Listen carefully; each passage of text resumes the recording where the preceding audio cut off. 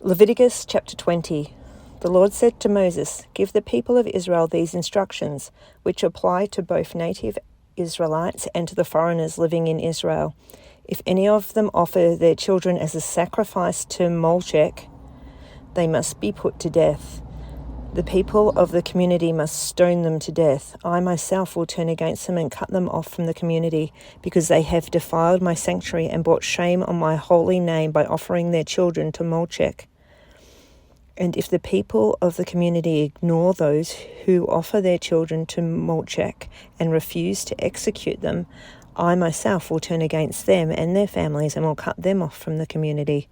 This will happen to all that commit spiritual prostitution by worshipping Molech. I will also turn against those who commit spiritual prostitution by putting their trust in mediums or in those who consult the spirits of the dead. I will cut them off from the community. So set yourselves apart to be holy, for I am the Lord your God. Keep all my decrees by putting them into practice, for I am the Lord who makes you holy. If anyone dishonors father or mother, must be put to death. Such a person is guilty of a capital offence.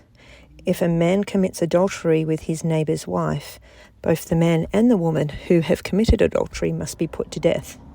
If a man violates his father by having sex with one of his father's wives, both the man and the woman must be put to death, for they are guilty of a capital offence. If a man has sex with his daughter-in-law, both must be put to death. They have committed a perverse act and are guilty of a capital offence. If a man practices homosexuality, having sex with another man as with a woman, both men have committed a detestable act. They must be put to death, for they are guilty of a capital offence. If a man marries both a woman and her mother, he has committed a wicked act. The man and both women must be burned to death to wipe out such wickedness from among you. If a man has sex with an animal, he must be put to death, and the animal must be killed. If a woman presents herself to a male animal to have intercourse with it, she and the animal must be both put to death.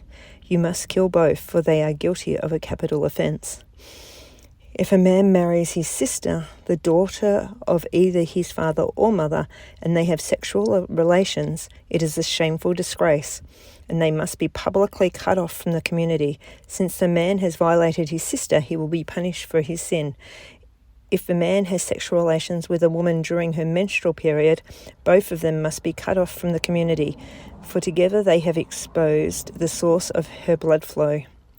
Do not have sexual relations with your aunt, whether your mother's sister or your father's sister. This would dishonor the close relative. Both parties are guilty and will be punished for their sin. If a man has sex with his uncle's wife, he has violated his uncle.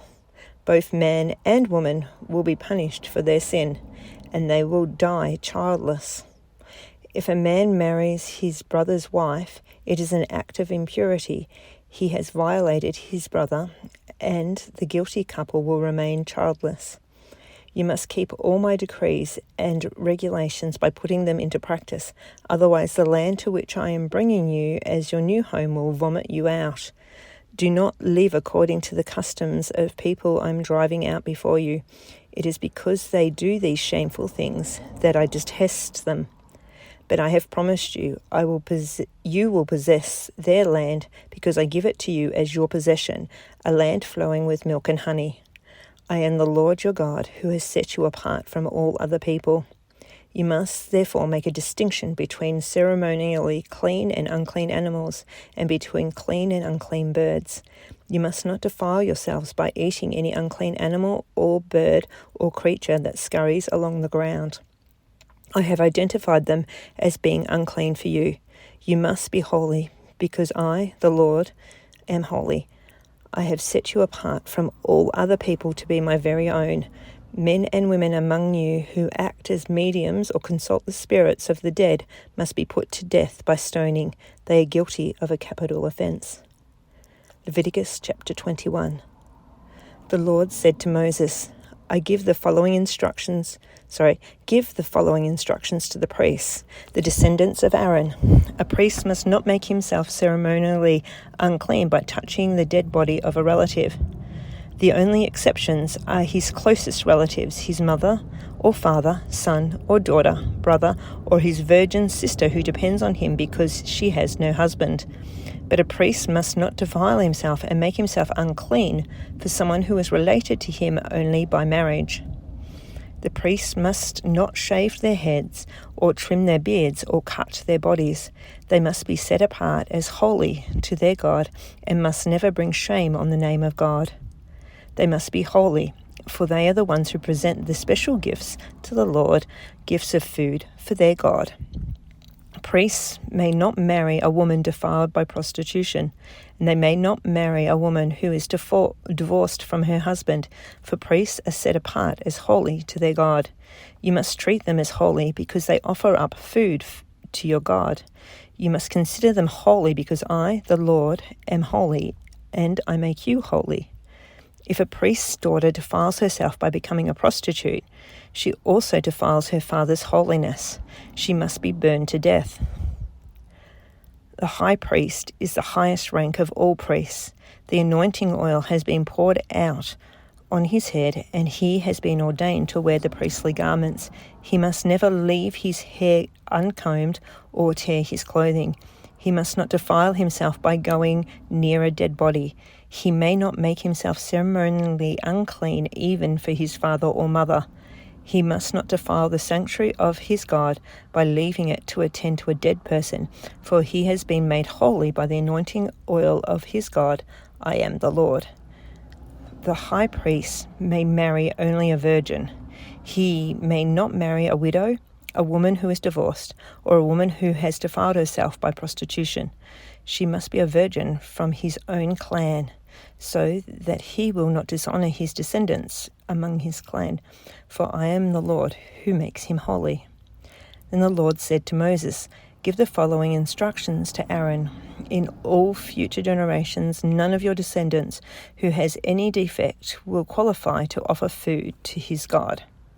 No one who has a defect qualifies, whether he is blind, lame, disfigured, deformed, has a broken foot or arm, or is hunchbacked or dwarfed, has a defective eye, or skin sores or scabs, or damaged testicles. No descendant of Aaron who has a defect may approach the altar to present special gifts to the Lord. Since he has a defect, he may not approach the altar to offer food to his God. However, he may eat from the food offered to God, including holy offerings and most holy offerings. Yet because of his physical defect, he may not enter the room behind the inner curtain or approach the altar, for this would defile my holy places. I am the Lord who makes them holy. So Moses gave these instructions to Aaron and his sons and to all the Israelites.